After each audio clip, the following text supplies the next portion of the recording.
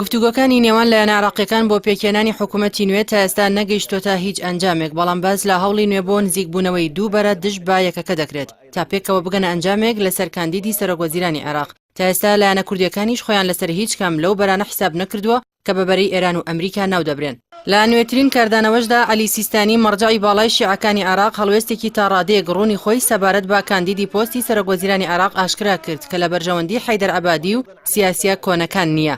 پێگەی فەرمی عەلی سیستانی لە زاری سەرچاوێکی نزیکی مەرجەعیەتی باڵاوە وەڵامی ئەو دەنگۆیانی داوەتەوە کە باز لەوە دەکەن سیستانی ناوی ژمارەیەک کاندیدی بۆ پۆستی سەرۆکوەزیرانی عێراق ڕەت کردوێتەوە. ئەو سەرچاوەیە ڕایگەیاندووە دیاریکردنی سەرۆکوەزیران لەلایەن گەورەترین کوتلەی ناو ئەنجومەنی نوێنەرانەوە دەبێت و مەرجەعیەتی باڵا ناوی هیچ سیاسیەکی بۆ ئەو پۆستە ڕەت نەکردوێتەوە. لە هەمان کاتدا ناوی هیچ کەسێکی لە هیچ لایەنێکیش بۆ وەرگرتنی پۆستەکە دەستنیشان نەکردووە. ئەو سەرچاوە نزیکە لە سیستانی ئاشکرای کردووە ناوبراو پاڵپشتی هیچ یەکێک لەو سیاسیانە ناکات کە ساڵانی ڕابردوو دەسەڵاتدار بوون، چونکە زۆرینەی گەلانی عێراق هیچ هیوایەکیان پێیان نەماوە. هەروەها بەبێ ناوهێنانی هیچ کەسێک وەصفی ئەو کاندیدەی کە سیستانی پەسەندی دەکات با دەموچاوێکی نوێی خاوەنتوانە و پاک و ئازا و با ئیرادا وەصف کردووە. بە پێچەوانەوە مەرجەعیەت لە بایکۆتکردنی بەرپرسە حکوومیەکان بەردەوام دەبێت.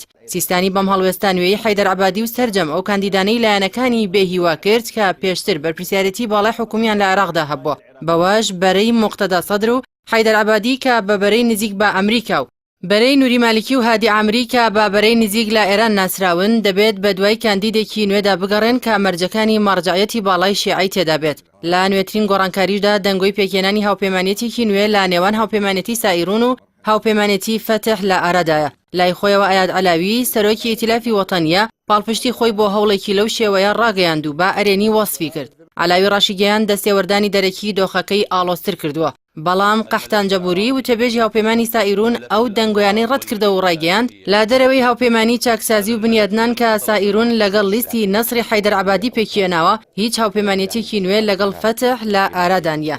لەلایەکی دیکەوە بەڕێوەبەری گشتی فەرمانگەی پەرلەمان بە نووسراوێکی فەرمی ناوی 8 کاندیدی ئاراستەی سەرۆکی کاتی ئەنجومەنی نوێنەرانی عێراق کرد بۆ پۆستی سەرۆکی ئەنجومەنەکە. ئەو کاندیدانە کە سەر بە لایەنە سونیەکانن پێکاتون لە محەممەد تەمیم، تەلال زوبەیعی، ئەحمەد عەبدوڵڵا جبوری، ئوسامە نوجەیفی و محەممەد حەلبوسی و ڕەشید عەزاوی، ئەحمەد عەبدوڵڵا خەلەف جبوری لەگەڵ محەممەد خالیدی. بڕیارە لە دانیشتنی داهاتووی پەرلەمانی عێراقدا پرۆسەی دەنگدان بۆ هەڵبژاردننی سەرۆکی ئەنجومەنی نوێنەرانی عێراق ئەنجام بدرێت کە بۆ سەرکەوتنی ئەو پرۆسەیە پێویستە بەر لە کۆبوونەوەکە لایەنەکان لەسەر پێکهێنانی حکوومەت و دابەشکردنی پۆستەکان بگەنە ڕێککەوتن.